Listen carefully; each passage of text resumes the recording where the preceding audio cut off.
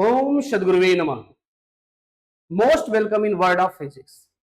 आपके अपने YouTube channel United educators app में मेरे प्यारे स्वागत है। ठीक है, आप देख रहे हैं हमारे पीछे क्या लिखा हुआ है। लिखा है 11th फिजिक्स सीरीज पेपर, यहीं से रहेगा। लॉज ऑफ मोशन आज सेकेंड लेक्चर है, जिसमें हम लोग इनर्शिया, लीनियर मोमेंटम और जो है बात करने वाले हैं Newton's laws of motion. Newton's laws of motion. तो मेरे प्यारे, इसके पहले हम लोग क्या करते हैं, प्रीवियस लेक्चर में जो हम लोग ने देखा था, पढ़ा था, उसको हल्का सा रिकैप कर देते हैं। आप जब मेरे प्यारे सीरियल्स देखते होंगे तो सीरियल्स में स्टार्टिंग में लिख के आता है अब तक आपने देखा, उसी को रिकैप बोलते हैं। ठीक है, तो देख प्यारे, तो हम लोग फोर्स की बात किए थे। फोर्स आप जानते ही हैं। ठीक है, फिर कांटेक्ट और नॉन कांटेक्ट फोर्स, जो कांटेक्ट करने पे लगे कांटेक्ट फोर्स, नॉन कांटेक्ट जो कांटेक्ट के बगैर लग जाए। कांटेक्ट फोर्स में फ्रिक्शन फोर्स है, विस्कस फोर्स है, मस्कुलर फोर्स है, इलास्टिक फोर्स है। और नॉन कांटेक्ट फोर्स में ग्रेविटेशनल फोर्स है, मैग्नेटिक फोर्स है, इलेक्ट्रोस्टैटिक फोर्स है। Concurrent non concurrent forces.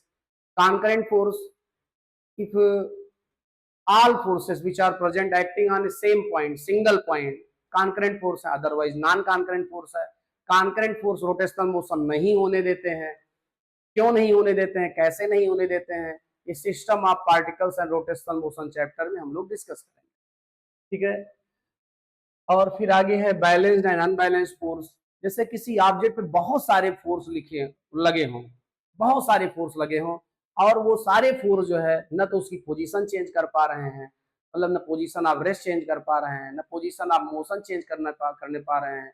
इसका मतलब कोई ऑब्जेक्ट कांस्टेंट वेलोसिटी चल रहा है तो मूव ही कर रहा है, उनके लगे होने के बाद भी कांस्टेंट एंगुलर वेलोसिटी से रोटेट कर रहा है तो रोटेट ही कर रहा है। बहुत सारे फोर्सों के प्रेजेंट होने के बाद भी इनका मतलब उन सारे फोर्सों का कंबाइंड इफेक्ट, नेट इफेक्ट क्या है प्यारे, जीरो है। ऐसे फोर्स जो है बैलेंस फोर्स कहलाते हैं, और यदि ऐसा ना हो अनबैलेंस फोर्स है। फिर आगे बढ़ गए हम लोग। Translational force, rotational force, periodic force. Translational आप जानते ही हैं, ट्रांसलेशन। ट्रांसलेशन मतलब Hindi into English, English into Sanskrit, Sanskrit into Urdu. ठीक है, एक लैंग्वेज से दूसरे लैंग्वेज में जाना। तो यहाँ ट्रांसलेशनल मोशन का मतलब क्या हुआ कि such type of motion in which object changes its position regularly with time, translational motion है। और भी कुछ स्पेशलिटी और कंडीशंस हैं जिसके बारे में फिर हम लोग स्टडी करेंगे कहाँ पर, system of particles and rotational motion. पहले सिस्टम ऑफ पार्टिकल तो पढ़ें, फिर उसके बाद ये सारी बातें होंगी। ठीक है, क्योंकि अब नॉन कॉन्करेंट फोर्स लगेंगे तो अलग अलग पॉइंट पे लगना चाहिए। अलग अलग पॉइंट पे कब लगेगा, जब बहुत सारे पार्टिकल हो। सिंगल पार्टिकल होंगे तो ऐसा होगा नहीं। पहले सिस्टम ऑफ पार्टिकल पढ़ना पड़ेगा मेरे प्यारे। फिर रोटेशनल फोर्स क्या है, जो रोटेशन में हेल्प करे। Rotational force moment of force जानते ही हैं। पीरियाडिक फोर्स, पहली बात पीरियाडिक मोशन क्या है। ठीक है, if any object moves in such a way that it repeats itself in position and direction of motion after a regular time interval, then it is known as periodic motion. मेरे प्यारे 9th में पढ़े थे आप, आपका sound chapter जो था वहां। ठीक है, जैसे planets around sun, sun around galactic centre, satellites around planets, second hand tip, minute hand tip, hour hand tip of a clock. ठीक है, या पेंडुलम ऑफ ए क्लॉक, या स्विंग मतलब झूला। ठीक है, ये सब जो है अपनी पोजीशन को और डायरेक्शन ऑफ मोशन को एक डिफिनिट टाइम इंटरवल के बाद रिपीट करते हैं। ये सब पीरियाडिक मोशन है। इनको कंटिन्यू करने के लिए जो फोर्स चाहिए वो पीरियाडिक फोर्स है मेरे प्यारे। तो जब फोर्स की बात कर रहे हैं तो फोर्स बहुत प्रकार का है, उसकी भी बात कर लेना जरूरी है। आगे बात हो रही है कंजर्वेटिव और नॉन कंजर्वेटिव फोर्सेस। कंजर्वेटिव और नॉन कंजर्वेटिव फोर्सेस, ये थोड़ा मेन था क्योंकि हमें समझना था। किसे समझना था, हमें इसे समझना था। ठीक है, गैलीलियो ने कह रखा था कि कोई ऑब्जेक्ट जिस हाइट से रोल डाउन करता है, जब तक उस हाइट पर क्लाइंब नहीं कर लेगा तब तक वो रिटर्न नहीं आएगा, तब तक वो रिटर्न नहीं आएगा। लेकिन इस बात के लिए उन्होंने कहा था कि हर प्रकार के रेजिस्टिव फोर्स अब्सेंट, मतलब फ्रिक्शन की बिरादरी के जितने फोर्स हैं वो अब्सेंट है, ऐसा उन्होंने कहा था। इसी बात को समझने के लिए हमको कंजर्वेटिव और नॉन कंजर्वेटिव को समझने की जरूरत पड़ गई। तो मेरे प्यारे, तो यहाँ पर कंजर्वेटिव फोर्स और नॉन कंजर्वेटिव फोर्स क्या है? ऐसे फोर्स जो mechanical energy that means sum of kinetic energy and potential energy, तो कंजर्व रखने में हेल्प करें, कंजर्वेटिव फोर्स है। जो ऐसा ना करें वो नॉन कंजर्वेटिव फोर्स है। तो फ्रिक्शन फोर्स के रहने पर जो है मैकेनिकल एनर्जी कंजर्व नहीं रहती है, ठीक है, वो नॉन कंजर्वेटिव फोर्स है। और gravitational force, magnetic force, electrostatic force, elastic force और force due to surface tension, इन सब के रहने पर आपका जो है मैकेनिकल एनर्जी कंजर्व रहती है। ये सब कंजर्वेटिव फोर्स है मेरे प्यारे। और फिर दूसरा कंजर्वेटिव फोर्स क्या है? दूसरा कंजर्वेटिव फोर्स है आपका, मतलब एक डिफिनेशन और आप समझें तो ऐसे फोर्स जिनके अगेंस्ट वर्क करने पर आपके द्वारा किया गया वर्क स्टोर हो जाए इन फॉर्म ऑफ पोटेंशियल एनर्जी, और जैसे ही ऑब्जेक्ट को आप छोड़े वो वर्क आपको रिटर्न मिल जाए और ऑब्जेक्ट अपनी पुरानी पोजीशन पे वापस आ जाए, ऐसे फोर्सेस को हम कंजर्वेटिव फोर्स कहते हैं, ठीक है। ऐसा इलास्टिक फोर्स के साथ होता है, जैसे ही ऑब्जेक्ट को खींचे आप तो इलास्टिक फोर्स अगेंस्ट खींचे, छोड़े, ऑब्जेक्ट लौट चला गया, इसका मतलब पोटेंशियल आपका वर्क स्टोर हुआ था जो कि हमको रिटर्न मिल गया। ग्रेविटी के अगेंस्ट कोई ऑब्जेक्ट आप ऊपर उठा रहे हैं, आप ग्रेविटी के अगेंस्ट वर्क कर रहे हैं और जैसे ही ऑब्जेक्ट को छोड़ेंगे पोटेंशियल एनर्जी की फॉर्म में आपका वर्क स्टोर था फिर से वापस मिल जाएगा हमें, ठीक है। लेकिन कोई ऑब्जेक्ट जैसे खींच रहे हैं आप, तो फ्रिक्शन के अगेंस्ट खींच रहे हैं, वर्क तो आप कर रहे हैं फ्रिक्शन फोर्स के अगेंस्ट, लेकिन जैसे ही मेरे प्यारे ऑब्जेक्ट को छोड़ेंगे ऑब्जेक्ट जो है रिटर्न नहीं जाएगा अपनी पोजीशन पे। इसका मतलब फ्रिक्शन के अगेंस्ट किया गया वर्क स्टोर नहीं था इन फॉर्म ऑफ पोटेंशियल एनर्जी। इसका मतलब फ्रिक्शन फोर्स जो है नॉन कंजर्वेटिव फोर्स है, ठीक है। तो ये था मामला। अब फ्रिक्शन फोर्स यदि क्या है, अब्सेंट है, फ्रिक्शन फोर्स क्या है, अब्सेंट है, तो मेरे प्यारे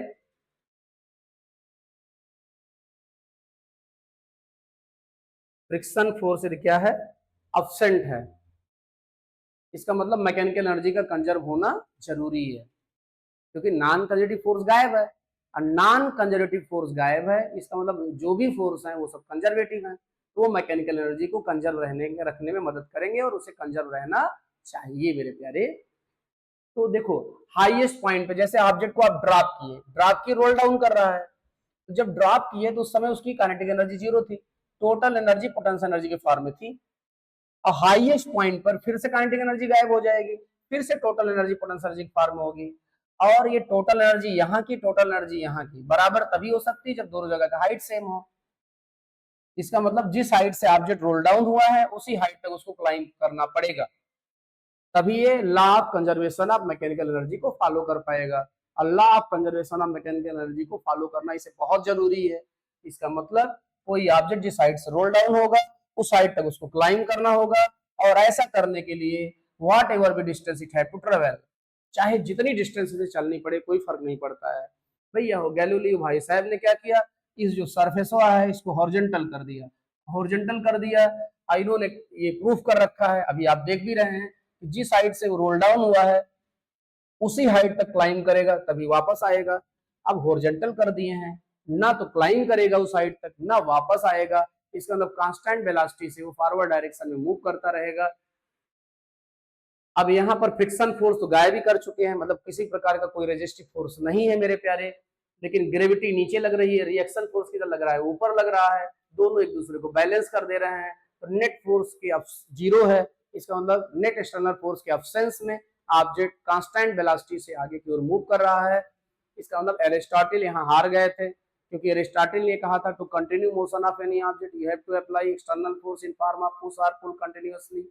यहाँ तो ऐसा कुछ नहीं हो रहा है, नेट फोर्स गायब ही हो गया है, अब ऑब्जेक्ट कंटिन्यूअसली मूव कर रहा है कांस्टेंट वेलोसिटी से, तो यहाँ पर एरिस्टोटल बेचारे हार गए और गैलीलियो गैलीली जीत गए उस युद्ध में। ठीक, ये कंक्लूजन था कल के लेक्चर का।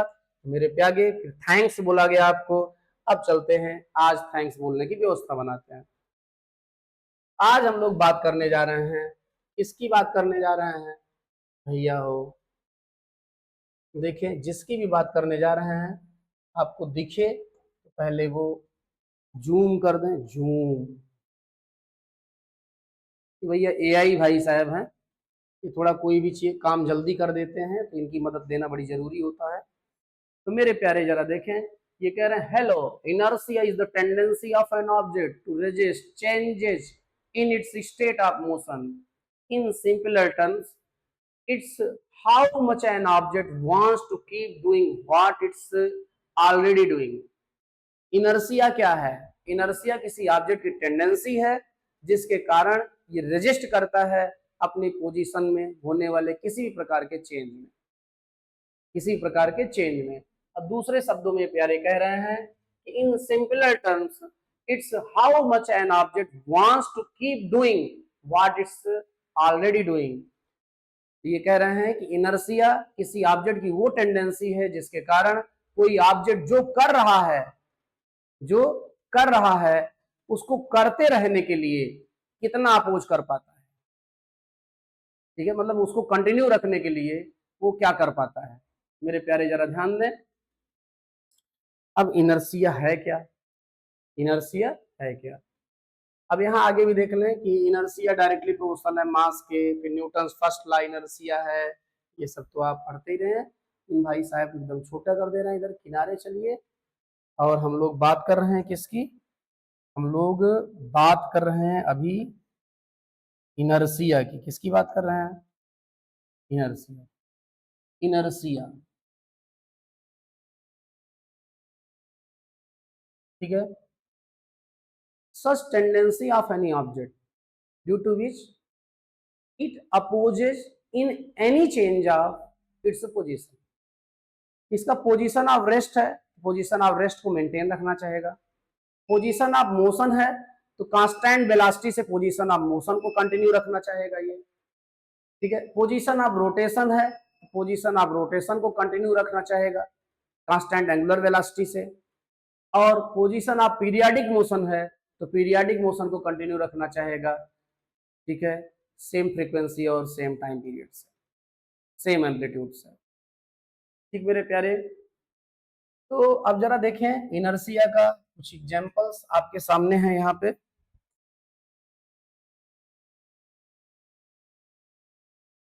या आप घर पे करके देख भी सकते हैं। आप देखें जरा, एक ग्लास है, दिख रहा है आपको? एक ग्लास है, ग्लास के ऊपर एक कार्डबोर्ड रखा है, मतलब एक कोई मान लो दफ्ती वगैरह होगी किसी बुक की, कॉपी का कवर पेज, और उसके ऊपर एक कॉइन रखा हुआ है। क्या रखा हुआ है? एक कॉइन रखा हुआ है। अब यहाँ क्या किया गया है, देखिए एक हाथ भी दिख रहा है यहाँ पे। इस हाथ ने इस कार्डबोर्ड पर, ये जो दफ्ती थी उस पर हिट किया। हिट किया तो कार्डबोर्ड देखो मोशन में आ गया, क्योंकि उसकी तो मजबूरी थी, क्योंकि उस पर डायरेक्ट फोर्स लगाया गया था, वो मोशन में आ गया। लेकिन कॉइन रेस्ट में था। कॉइन क्या था? रेस्ट में था। और कॉइन जो है अपनी पोजीशन को मेंटेन करना चाहा तो कार्डबोर्ड आगे बढ़ गया है और कॉइन वहीं पर नीचे चला गया है, क्योंकि जैसे ही सपोर्ट हट गया ग्रेविटी खींच ली नीचे उसे। ठीक है, तो ये ऐसा हुआ है। लेकिन कभी कभी लोग इस पर मजा भी लेते हैं मेरे प्यारे। वो कहते हैं कि ये रूल तो फॉलो ही नहीं हुआ, किक करते हैं ऑब्जेक्ट भी आगे मूव कर जाता है, दफ्ती भी आगे मूव कर जाती है। मेरे प्यारे वहां एक्चुअली होता क्या है? वहां एक्चुअली होता ये है कि फ्रिक्शन रोल प्ले कर जाता है। अब फ्रिक्शन को वो लोग ध्यान नहीं देते हैं, तो यहाँ ये गड़बड़ी हो जाती है। ठीक है, तो हमारे ख्याल से ये समझ गए। इन भाई साहब को किनारे कर देते हैं। अब हम समझते हैं। अब जैसे कोई बस है, क्या है? बस। बस, कोई बस, बस, कोई बस है और ये ड्राइवर सीट है। क्या है? ड्राइवर सीट है। और यहाँ पर आप अपने कई सारे दोस्तों के साथ खड़े होकर बात कर रहे हैं। होता क्या है? भारत में बसें, भारत में क्या है, मतलब प्राइवेट बस वाले लगभग जो है बस को स्टार्ट करके छोड़ देते हैं, और वो तब तक स्टार्ट रहती है जब तक बस पैसेंजर से पूरी भर न जाए। ठीक है, स्टार्ट करके क्यों छोड़ते हैं? जिससे पैसेंजर्स में आशा बनी रहे कि बस चलने वाली है, चलने वाली है, चलने वाली है। जब देखते हैं 2-3 पैसेंजर उतर रहे हैं, तुरंत ड्राइवर चढ़ के थोड़ा गियर लगा के आगे पीछे कर देता है। ये तो देखे ही हो गया है। ठीक है प्यारे, तो ऐसी एक बस है, उसमें जितने पैसेंजर्स हैं वो सारे के सारे पैसेंजर बैठ चुके हैं। सारे के सारे पैसेंजर क्या हो चुके हैं? बैठ चुके हैं। दो चार दोस्त और आते हैं, बस में सीट ही नहीं थी, तो वो खड़े हो गए और आपस में बात कर रहे थे। बस चूंकि भर चुकी थी, ये अपना बात करने में व्यस्त थे। ड्राइवर अचानक आया, अब बस स्टार्ट थी, गियर लगा दिया। जब ड्राइवर ने गियर लगा दिया, ये जो पर्सन्स थे, पर्सन्स, ठीक है, इसमें किसी एक पर्सन की बात कर रहे हैं, और जो एक पर्सन के साथ होगा वही सारे पर्सन के साथ होगा। ये कलर बदल दे रहे हैं, ठीक है, क्योंकि समय भी देखना है, कम लगे, तो अलग अलग सबके बारे में नहीं बात करना है। हम इसी रेड वाले के साथ जो हो रहा है वो बात कर ले रहे हैं बस। अब देखो एक्चुअली होता क्या है कि ये जो ऑब्जेक्ट है, ऑब्जेक्ट का नीचे से लेके ऊपर तक जितने भी पोर्शन है वो सब रेस्ट में थे। क्या थे? रेस्ट में थे। अब इनर्सिया क्या है? टेंडेंसी है किसकी? ऑब्जेक्ट की। क्या करने की? उसकी जो भी पोजीशन है उसको मेंटेन रखने की। अब उसमें कोई यदि चेंज हो रहा तो उसका अपोज करने की। अब बस अचानक चल गई। बस जब अचानक चल गई, क्योंकि ड्राइवर ने गियर लगा दिया भाई, बस अचानक चल गई, तो इस शरीर का, इस पर्सन के शरीर का ये जो पैर था, वो पैर बस के फ्लोर के कांटेक्ट में था। तो जैसे ही बस चली, पैर तो चल गया। अब पैर जब चल गया मेरे प्यारे, पैर चल गया, तो पैर चल गया, पैर चला गया होगा आगे। अब पैर आगे चला गया, और बाकी पोर्शन अपनी पोजीशन को मेंटेन रखना चाहते थे जब तक रख सके, ठीक है, क्योंकि पैर के कांटेक्ट में फिर ऊपर का पोर्शन, फिर और ऊपर, फिर और ऊपर, सबसे बाद में सर। तो सबसे बाद में कौन चला? सर चला। सबसे पहले कौन चला? पैर। तो सर पीछे रह गया और पैर कहाँ चला गया? आगे। आप क्या होता है, पीछे की ओर गिर जाते हैं जब गाड़ी आगे की ओर मूव करती है। इसे हम बोलते हैं इनर्सी ऑफ रेस्ट। क्या बोलते हैं? इनर्सी ऑफ रेस्ट, ठीक है। तो इसी के एग्जांपल्स जो है यहाँ पर दिख रहे हैं आपको, ये देखिए,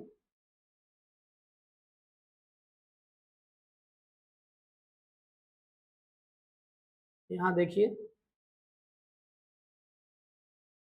ये जो है आपको एक गाड़ी दिख रही है यहाँ पे, ये मोशन में है। क्या है? मोशन में है। अब अचानक जो है ये रेस्ट में आ रही है। पहले रेस्ट वाली बात करते हैं, तब इस एग्जांपल को दें। अब देखें बेटा, अब एक्चुअली होता क्या है,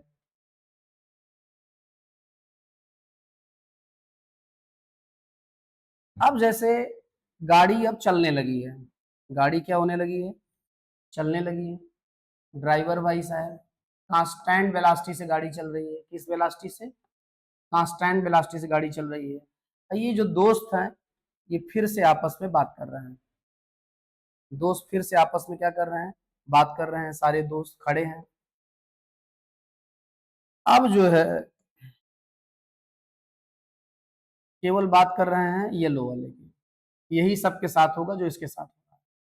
हाँ बेटा ध्यान दे। अब जब गाड़ी एक बार फिर चलने लगी, मान लो 60 किलोमीटर पर आवर की स्पीड से, और साउथ डायरेक्शन में गाड़ी कांस्टेंट वेलोसिटी से चल रही है, ठीक है।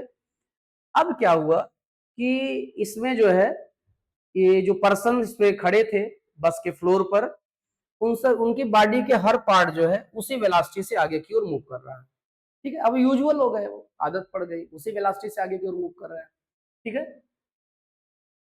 तो एक्चुअली जो है यहाँ होता क्या है, अचानक गाड़ी के सामने कोई बच्चा आ जाता है।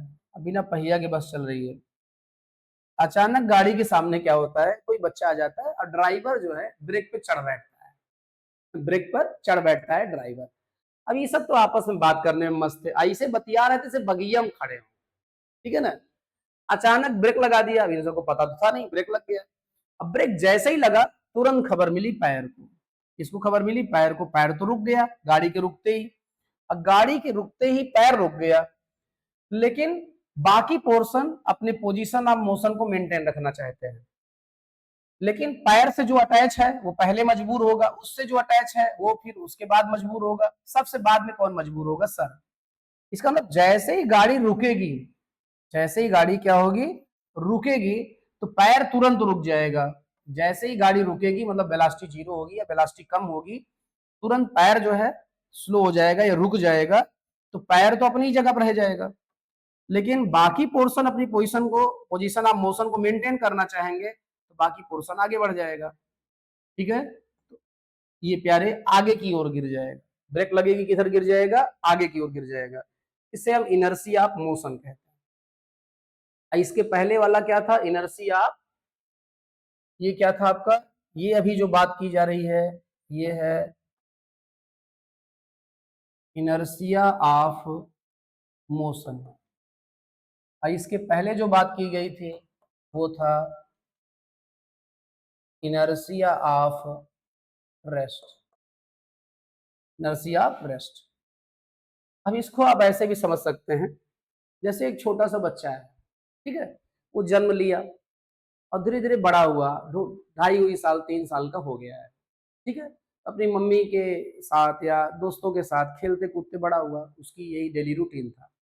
अचानक एक दिन आपने फरमान सुना दिया कि तुम्हें स्कूल जाना है, ठीक है, और बच्चे को आप धोखा दे के ले जाते हैं, स्कूल ले गए, वहां आपने बताया कि यहाँ बहुत सारे दोस्त मिलेंगे तुमको खेलने के लिए, बहुत सारी मैडम मिलेंगी, ठीक है, यहाँ पे, और आपने वहां जाके मतलब कि जो गार्डन था, जो खिलौने थे, वो सब दिखाया, और एक्चुअल वो चीज नहीं दिखाई ना बताई आपने जो स्कूल में होने वाला था, ठीक है, तो बच्चा आपके गुमराह करने पर पहले दिन चला गया। पहले दिन जब गया तो जो जो बातें आपने बताई थी हुई तो वो सच थी, लेकिन एक बात वो बहुत ज्यादा अच्छे से हुई जो आपने नहीं बताया था, वो थी पढ़ाई। तो बच्चे को समझ में आ गया ये धोखा दिया गया है। अब दूसरे दिन बच्चा अपनी पोजीशन को मेंटेन करने पे अड़ जाता है, उसकी टेंडेंसी है, भाई इनर्सी यही तो कहती है, किसी भी ऑब्जेक्ट की टेंडेंसी है अपनी पोजीशन को मेंटेन करना। बच्चा अड़ जाता है, कहता है नहीं हम नहीं जाएंगे, खाना पीना नहीं खाता है, आप उसको तैयार कराते हैं, तैयार नहीं होता, मार पीट तैयार कराए, ले जाने लगते हैं, बैठ जाता है, घसीट के ले जाते हैं, मार पीट के ले जाते हैं, तो इसका मतलब भरसक अपोज कर रहा है वो अपनी पोजीशन में होने वाले चेंज का, लेकिन आप पीछे ही पड़ गए हैं। एक दिन उसको काढ़े, दूसरे दिन काढ़े, तीसरे दिन काढ़े, ओवर हालिंग उसकी बेचारे की चालू है, ठीक है, एक दिन वो सोचता है कितने दिन मार खाए, ठीक है, फिर वो स्कूल में कोई स्पेशल कारण ढूंढ लेता है, अब उसका मन स्कूल में लगने लगता है, अब समय से पहले तैयार हो जाता है, स्कूल पहुंच जाता है वो, ठीक है, एक दिन अब उसकी स्कूल जाने की आदत पड़ गई है, पहले नहीं जा रहा था, आप ले जाना चाहते थे, अपोज हुआ, अब वो जाने लगा, धीरे धीरे बड़ा भी हो चुका है, 9 10 में पहुंच चुका है, अब वो स्कूल में ऐसा कारण ढूंढ चुका है जिसके कारण उसका मन स्कूल में लगने लगा है, अब वो स्कूल टाइम से पहले स्टार्ट हो जाता है। एक दिन स्कूल से खबर आई आपको, उस कारण के बारे में पता चला, अब आपने क्या किया, अपने बच्चे को एक कमरे में बंद कर, खबरदार आज के बाद स्कूल गए तो, खबरदार आज के बाद स्कूल गए तो, मतलब वो जाने की आदत पड़ गई, अब आप रोक रहे हैं, पहले वो नहीं जाना चाहता था, आप ले जा रहे थे, इनर्सी आप रेस्ट वहां आप देखे, अब उसकी जाने की आदत पड़ गई है और आप उसे मना कर रहे हैं नहीं जाना है, तो इनर्सी आप, ये मोशन है आपका, ठीक है, अब वो कमरे में बैठ के खाना पीना बंद कर दिया, रो रहा है, या खिड़की उड़की से कर्टेन पर्दा साड़ी उड़ी छोड़ के नीचे उतर के पहुंच जाता है किसी तरह फिर से, ठीक है, तो ये था इनर्सी ऑफ मोशन। तो वही कुछ मामला यहाँ भी हो रहा है, तो ये सब आप डेली लाइफ में देखते ही हैं, आपकी अटैची फेंका जाती है, आप फेंका जाते हैं ब्रेक लगने पे आगे की ओर, ठीक है, कभी कभी खूब तेज से स्लेट कर देता है तो आप पिछुआ की ओर ऐसे हो जाते हैं, बाइक वाइक पे बैठे रहे तो ब्रेक लगा देता है अगुआ की ओर हो जाते हैं, देखे हीरो वीरो करते हैं पिक्चरिया में, ठीक है, आप बेटा ध्यान दें, और उस ध्यान के साथ जो है इनको भी देख लें थोड़ा, ये क्या कर रहे हैं, यहाँ एक इमेज लगी हुई है एआई के माध्यम से, इसमें हमारा कोई लेना देना नहीं है, बड़ा हो, हाँ देखिए, आप देखिए एक गाड़ी मोशन में थी, अचानक ब्रेक लगा दिया गया, स्टॉप लिखा है यहाँ पे, आप देखो एक बॉक्स ऊपर रखा हुआ था, बॉक्स आगे की ओर बढ़ गया, तो गाड़ी मोशन में थी, बॉक्स भी मोशन में था, बॉक्स की टेंडेंसी क्या थी, मोशन की थी, अचानक आप ब्रेक लगा दिए, ब्रेक तो आप गाड़ी में लगाए, गाड़ी रुक गई, लेकिन बॉक्स ने कहा नहीं मैं अपने मोशन को कंटिन्यू रखूंगा, बक्स आगे फेंका गया, ठीक है, बिल्कुल वैसा ही यहाँ भी हो रहा है, यहाँ ये भाई साहब ये आराम से गाड़ी चल रही थी, ड्राइव कर रहे थे, अचानक क्या हुआ, ब्रेक लगा, अब ब्रेक लगा क्या हुआ देखो जरा, ये हैंडल की ओर भागे, आगे फेंका जा रहा है, यहाँ ये मोशन में थे, जैसे ही बैठे रुकना चाहते थे, लेकिन देखिए कुछ दूर तक इनको मोशन करना पड़ा, अचानक नहीं रुक पाए, तो मतलब ऐसे ही है। तो मेरे प्यारे, ये हम लोग इनर्सिया की बात कर रहे थे,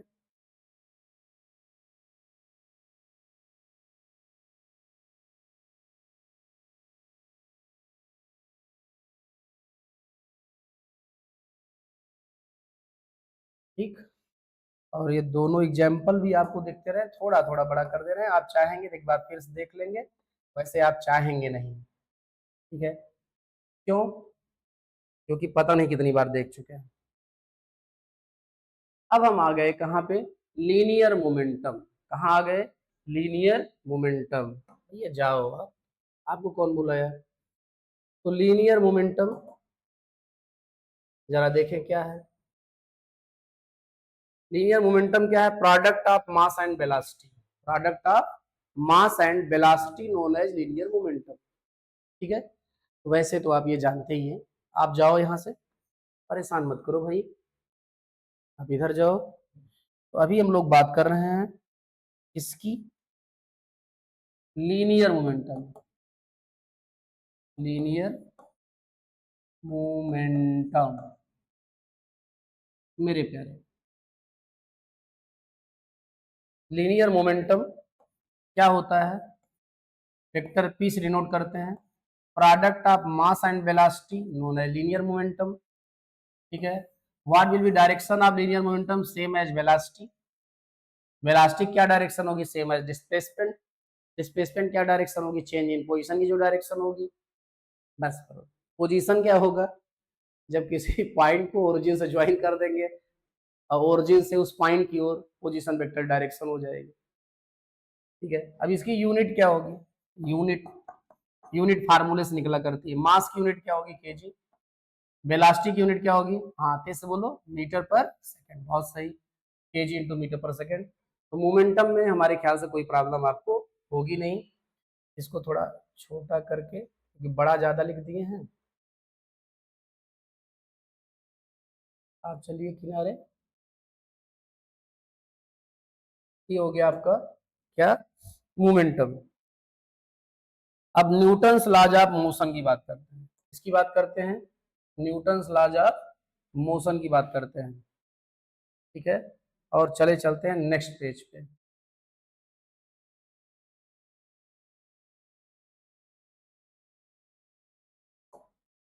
न्यूटन्स लॉज ऑफ मोशन, भैया इनके तीन लॉ हैं। किसके?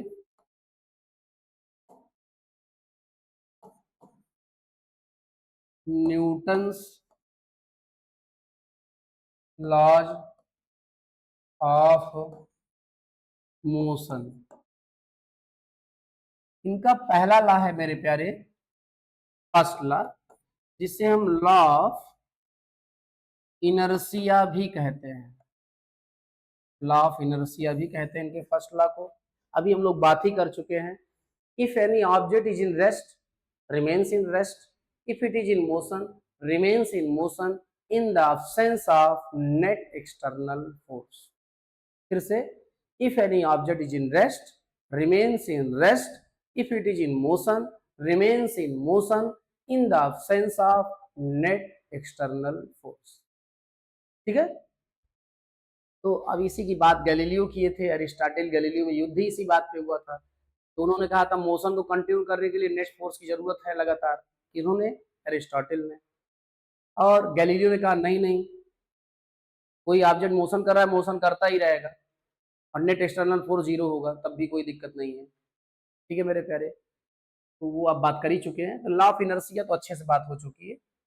अब दूसरा लॉ जो है, दूसरा, उसे लॉ ऑफ मोमेंटम भी कहते हैं।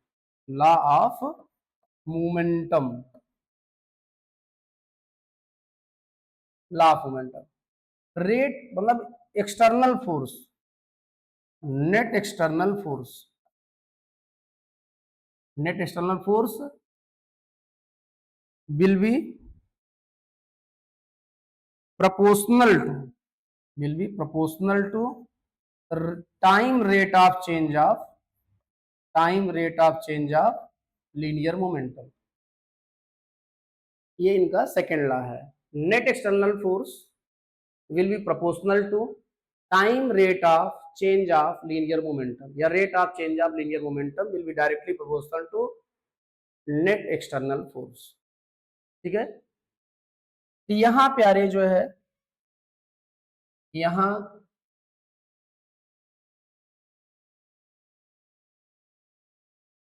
एक कांस्टेंट लगाते हैं। ये प्रोपोर्शनलिटी कांस्टेंट है, जिसकी एसआई सिस्टम में बाई एक्सपेरिमेंट जो यूनिट है वो 1 है। तो बाई एक्सपेरिमेंट एसआई सिस्टम में इसकी वैल्यू क्या है, 1 है। एक्चुअली आपका F external is equal to हो गया delta P by delta T, या इसे आप चाहें तो एफ एक्सटर्नल, देखिएगा, rate time rate of change of linear momentum will be directly proportional to external net external force. Equal लगाए प्रोपोर्शनलिटी कांस्टेंट लगा के। अब प्रोपोर्शनलिटी कांस्टेंट की वैल्यू एसआई सिस्टम में बाई एक्सपेरिमेंट 1 होती है, तो 1 लिख दिया गया यहाँ पे। ये आपका फार्मूला लिखा गया यहाँ पे मेरे प्यारे। अब जो है आप उधर ना जाके इधर चले आ रहे हैं, इससे वो भी दिखता रहे।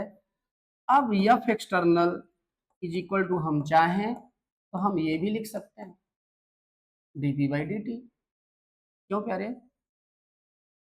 और आगे बढ़ें तो हम एफ एक्सटर्नल इज इक्वल लिख सकते हैं D by D T of, अब p के प्लेस पे हम लिख सकते हैं m into Y, because we know that vector p is equal to m into we.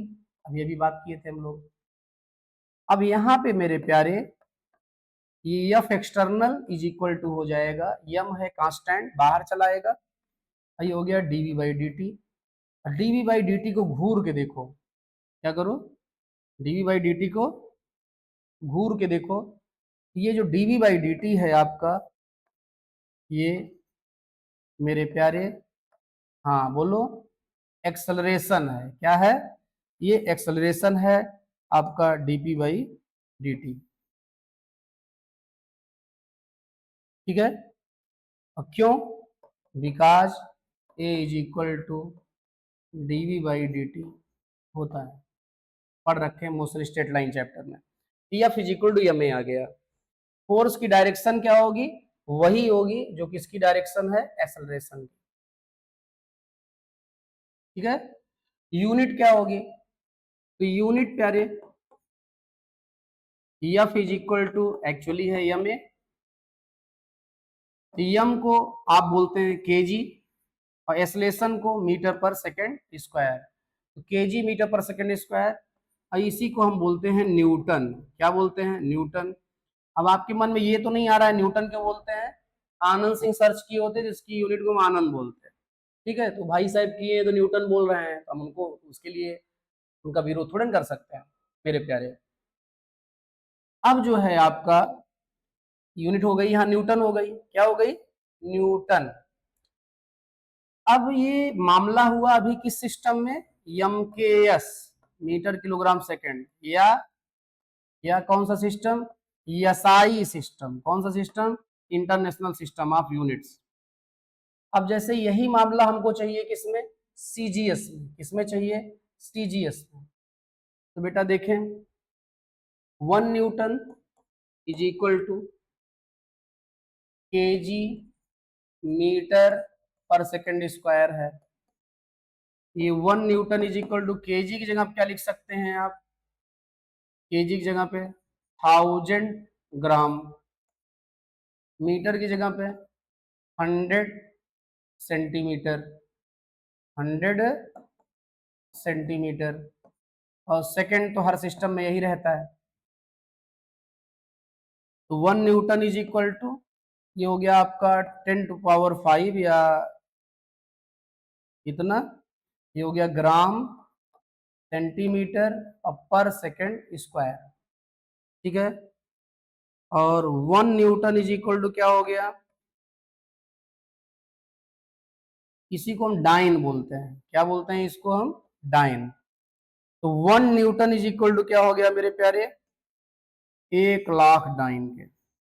देखो डाइन, वो वाली डाइन मत समझिएगा नहीं, एक डाइन तो आपके जीवन को नरक बना देती है, और ये न्यूटन 1,00,000 डाइन के बराबर है बेटा। कॉम्पिटिटिव एग्जाम्स में चाहे वो नीट हो चाहे जेई हो, उसमें न्यूटन भाई ने आपकी जिंदगी नरक बना रखी है, ठीक है। क्यों? मजा भी इन्होंने दिया है, सारी सुविधाएं भी इन्हीं कारण है, लेकिन अब पढ़ना पड़ता है तो ऐसा लगता है गड़बड़ है। बाकी जब मोबाइल यूज करते हैं, सैटेलाइट से आने वाले सिग्नल से, टीवी यूज करते हैं, ठीक है, ये सब तो आपको बड़ा मजा आता है, तब न्यूटन अच्छे लगते हैं, लेकिन पढ़ते समय न्यूटन सही में लगते हैं 1,00,000 डाइन बराबर। ठीक है, तो 1 newton is equal to 10⁵ dyne. अब यहाँ मामला ये है, मामला क्या है, अब देखें, हमें ये तो लग गया कि ये फार्मूला सही है। कौन सा फार्मूला? ये वाला फार्मूला हमें लग गया सही है। ठीक है, फिर से राउंड कर दे रहे हैं, ये वाला फार्मूला। ठीक, लेकिन ये फार्मूला आया कहाँ से? ये फार्मूला आया कहाँ से? कैसे पता चला कि ये फार्मूला होना चाहिए? ठीक है मेरे प्यारे, तो देखते हैं जरा ये फार्मूला आया कहाँ से, जानना चाहेंगे, मतलब ये आया कहाँ से, इस क्वेश्चन का जवाब। देखो भाई, ऐसे ही थोड़े ना किसी की बात मान लेंगे यार, वो बोल दिए rate of change of momentum directly proportional to force, मान लेंगे हम कि कैसे इनको पता चला कि ऐसे होता है। ठीक है, तो चलें नेक्स्ट पेज में यही डिस्कस कर देते हैं। तो अभी थोड़ा जो है इसको इतना छोटा कर दें कि जितना भी डिस्कशन हुआ है एक पेज पे दिख जाए। दिख गया? स्क्रीनशॉट लो, जो समझना हो समझ सकते हो, आगे बढ़ते हैं।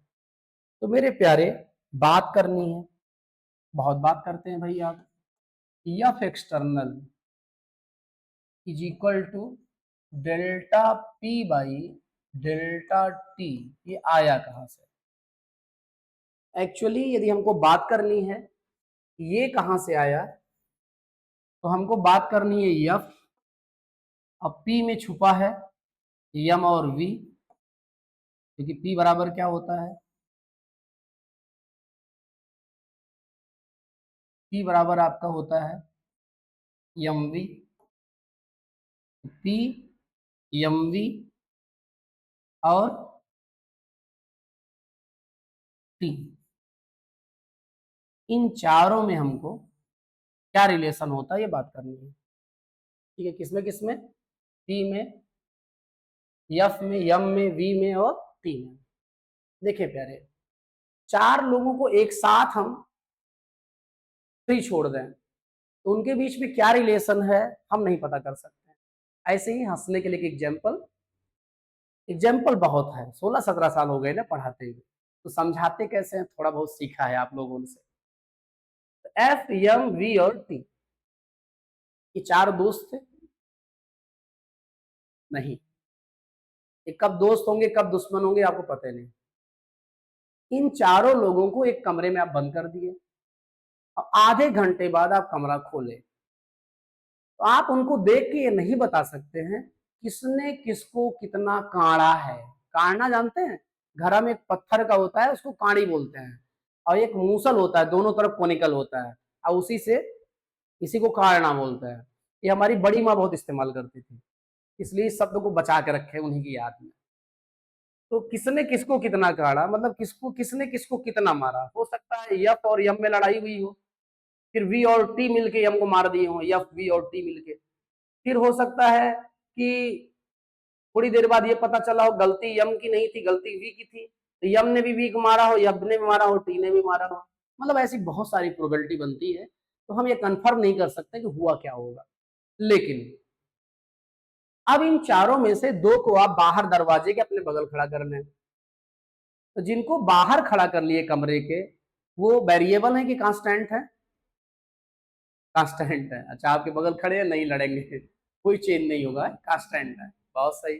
अब जिन दो को आप अंदर बंद कर दिए, अब आधे घंटे आप कमरा खोलें, उनको देख के आप बता सकते हैं कौन काढ़ा है और कौन कढ़ाया है, मतलब कौन मारा है और कौन मार खाया है, लाल पीला हुआ होगा जो पाया होगा। तो मेरे प्यारे, तो दो चीजों को एक साथ वेरिएबल छोड़ के उनमें हम प्रूव कर सकते हैं कि डायरेक्टली है कि इनवर्सली है, मतलब रिलेशन प्रूव कर सकते हैं, पता कर सकते हैं। ठीक, तो यही हम यहाँ फॉलो करते हैं। तो यहाँ मेन प्लेयर फोर्स है, तो कैप्टन है कि थोड़ा बाहर कर देंगे टीम से, मेन प्लेयर क्या है? फोर्स है।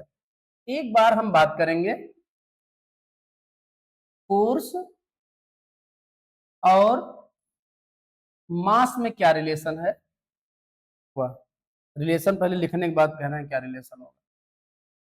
वैसे ये रिलेशन है नहीं जो लिखा था। अब उस समय जो है किसको कांस्टेंट रख देंगे, उस समय वेलोसिटी को कांस्टेंट रख देंगे, और किसको कांस्टेंट रख देंगे, टाइम को कांस्टेंट रख देंगे। ठीक है, समझ लेते हैं जरा। मास अलग अलग होना चाहिए। मान लो एक ट्रक है, क्या है, ट्रक, और दूसरी क्या है, स्कूटी है। एक ट्रक है, दूसरी क्या है, स्कूटी है। मास किसका ज्यादा होगा, ट्रक का। किसका मास कम होगा, स्कूटी का। दोनों की स्पीड कांस्टेंट है। ये 10 किलोमीटर पर आवर की स्पीड से ट्रक भी आ रही है, और 10 किलोमीटर पर आवर की स्पीड से स्कूटी भी आ रही है। ठीक है, क्योंकि वेलोसिटी को कांस्टेंट रखना था, कांस्टेंट रख दिए। ठीक, इन दोनों को हमको रोक देना है। अब रोकने के लिए फोर्स लगाना होगा, या रुके होते चलाने के लिए भी हमको क्या होता, फोर्स लगाना होता। दोनों को रोक देना है। अब कितने टाइम में रोक देना है, 5 सेकंड में। 5 सेकंड के अंदर अंदर दोनों को रोक देना है।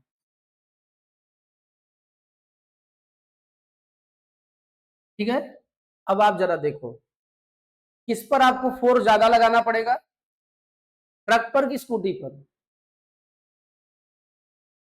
मास किसका ज्यादा था, ट्रक का। मास किसका कम है, स्कूटी का।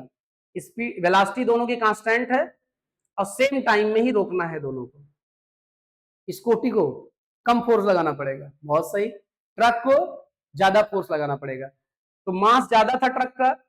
मास क्या था ट्रक का, ट्रक का मास ज्यादा था, तो फोर्स क्या हुआ, ज्यादा लगा। और स्कूटी का मास क्या था, कम था, तो फोर्स भी क्या हुआ, कम लगा। ऐसा रिलेशन बोलते हैं इसे डायरेक्टली। बहुत सही, डायरेक्टली। तो यह प्रोपोर्शनल टू एम हो गया। क्या हो गया, यह प्रोपोर्शनल टू एम हो गया। अब सेकंड पे चलते हैं। अब एफ और वी में देखते हैं, इस बार क्या क्या कांस्टेंट रख देना है। इस बार कांस्टेंट रख देना है मास को, कांस्टेंट रख देना है, और किसको कांस्टेंट रख देना है, टाइम को कांस्टेंट रख देना है। मास कांस्टेंट रखना है।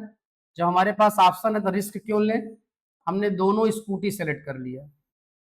क्या सेलेक्ट कर लिया, स्कूटी। तो मास क्या हो गया, कांस्टेंट हो गया, दोनों स्कूटी है। और एक की स्कूटी की वेलोसिटी है 10 किलोमीटर पर आवर। एक स्कूटी की वेलोसिटी है 40 किलोमीटर पर आवर। एक की वेलोसिटी कम है, वेलोसिटी क्या है कि कम है, और एक की वेलोसिटी क्या है, ज्यादा है। ठीक है, अब दोनों स्कूटी को रोकना है हमको। दोनों स्कूटी को कितने टाइम में, टी बराबर, फिर से ले ले रहे हैं 5 सेकंड, बढ़ा घटा सकते हैं। और इसको भी 5 सेकंड में रोकना है। कितने सेकंड में, 5 सेकंड में रोकना। तो दोनों स्कूटी हैं, तो मास कांस्टेंट हो गया, और एक ही टाइम में रोक देना है, तो टाइम कांस्टेंट हो गया। एक की वेलोसिटी कम है, एक की वेलोसिटी ज्यादा है, वेलोसिटी वेरिएबल हो गई। ठीक है, किस स्कूटी को रोकने में कम फोर्स लगेगा, 10 kilometre per hour, 40 kilometre per hour. एक स्कूटी 10 किलोमीटर पर आवर से आ रही है, एक 40 किलोमीटर पर आवर से आ रही है। कहाँ किसको रोकने का रिस्क लोगे पहले यार, क्योंकि स्कूटी वाले ध्यान देना, वो ब्रेक से ब्रेक नहीं लगाते हैं, पैर रगड़ के लगाते हैं। अच्छा किसको रोकने प्रयास करोगे पहले, 10 किलोमीटर पर आवर, क्योंकि वहां फोर्स हाँ कम लगेगा। तो वेलोसिटी कम है, तो फोर्स भी आप बोल रहे हैं कम लगेगा। अब वेलोसिटी ज्यादा है, वेलोसिटी क्या है, ज्यादा है, तो आप बोलेंगे फोर्स भी ज्यादा लगेगा। कि फिर से कैसा रिलेशन हो गया, वेलोसिटी कम फोर्स भी कम, वेलोसिटी ज्यादा फोर्स भी ज्यादा। अच्छा, प्रोपोर्शनल हो गया, बहुत सही। अब हम आगे चलते हैं, आगे थर्ड।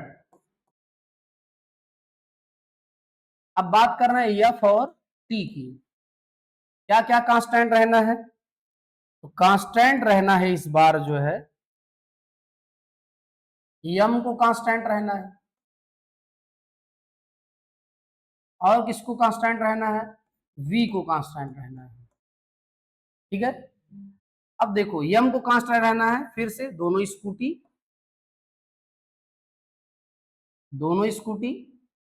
अब वेलोसिटी कांस्टेंट रहना है, दोनों आ रही हैं 20 किलोमीटर पर आवर की स्पीड से, डायरेक्शन दोनों की सेम है क्योंकि वेलोसिटी कांस्टेंट बोले हैं आप। एक को रोकना है टी बराबर 1 सेकेंड में, एक को रोकना है टी बराबर 10 सेकेंड में। ठीक है, एक को रोकना है कितने टाइम में, टी बराबर 1 सेकेंड में, और दूसरे को रोकना है टी बराबर 10 सेकेंड में। स्कूटी दोनों है तो मास कांस्टेंट हो गया है, एक ही वेलोसिटी चल रहे हैं तो वेलोसिटी कांस्टेंट हो गई है।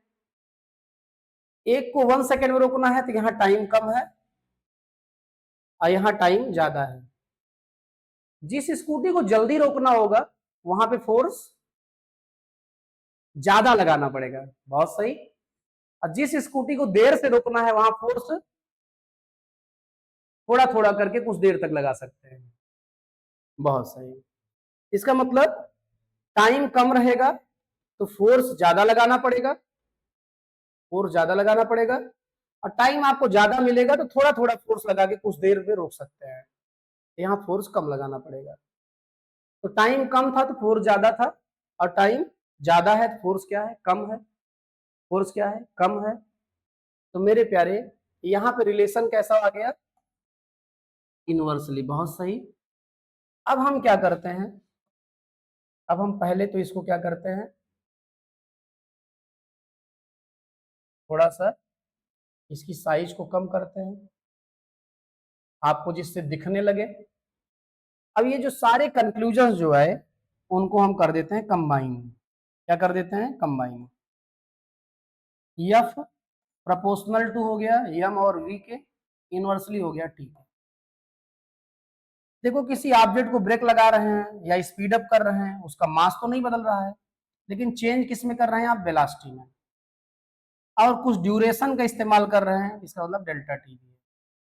ठीक है, तो मेरे प्यारे ये हो जाएगा आपका F proportional to,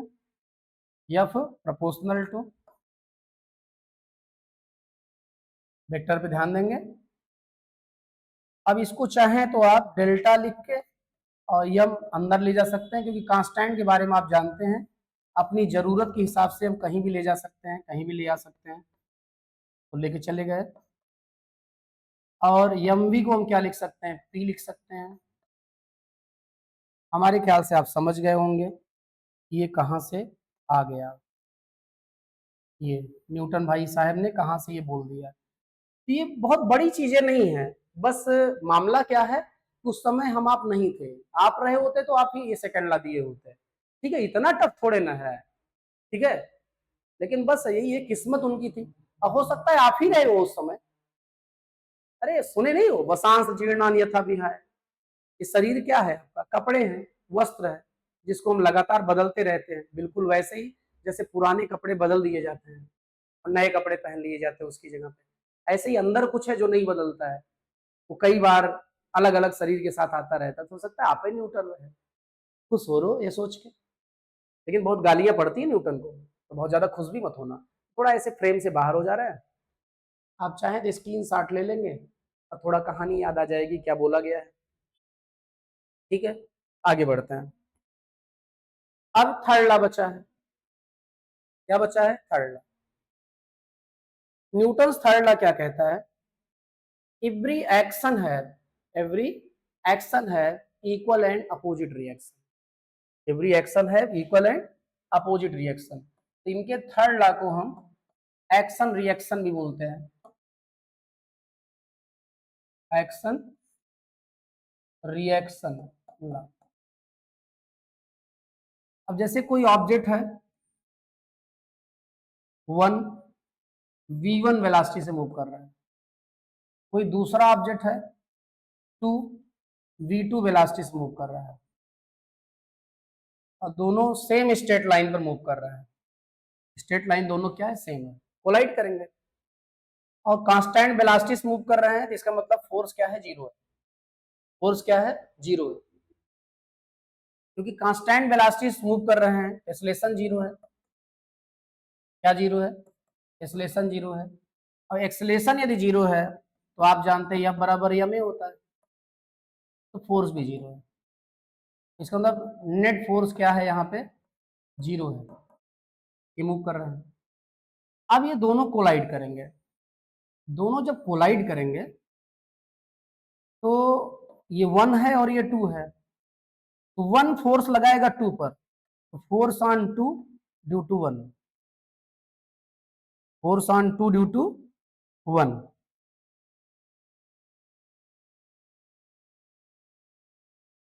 force on 2 due to 1 और 2 फोर्स लगाएगा 1 पर, तो फोर्स ऑन 1 ड्यू टू 2। दोनों का मैग्नीट्यूड भी सेम होगा, डायरेक्शन अपोजिट होगी। तो ऐसी सिचुएशन में हम लिखते हैं F21 is equal to minus F12 minus F12। क्यों, क्योंकि अपोजिट वेक्टर जैसे रहता था, मैग्नीट्यूड क्या हो, सेम हो, डायरेक्शन क्या हो, अपोजिट हो, तो दूसरे वाले को हम माइनस वेक्टर ही बोलते थे। बिल्कुल उसी कॉन्सेप्ट से ये हो रहा है। Every action have equal and opposite reaction. ये न्यूटन भाई साहब का कौन सा लॉ था, थर्ड लॉ था। कौन सा लॉ था, थर्ड लॉ था। आगे बढ़ते हैं। अब मेरे प्यारे, अब समय काफी हो गया है, तो हम आपको परेशान नहीं करना चाहते हैं। वैसे भी आप कौन सा परेशान हो रहा है, ठीक है। तो मेरे प्यारे, इतनी देर तक साथ देने के लिए थैंक्स। थैंक्स। आप भी चाहें तो आपके लिए भी माध्यम है कमेंट, वहां आप थैंक्स कह सकते हैं। तो मेरे प्यारे, subscribe, like, share and comment also. Next video में जब हम आएंगे तो वहां हम बात करेंगे क्या, कंजर्वेशन ऑफ लीनियर मोमेंटम क्या है, उसको थोड़ा समझेंगे, ठीक है। फिर उसके आगे बढ़ेंगे, बहुत सारी चीजों की बात करेंगे, जितना हम लोग बात कर सकेंगे विद इन 1 आवर। थैंक्स प्यारे।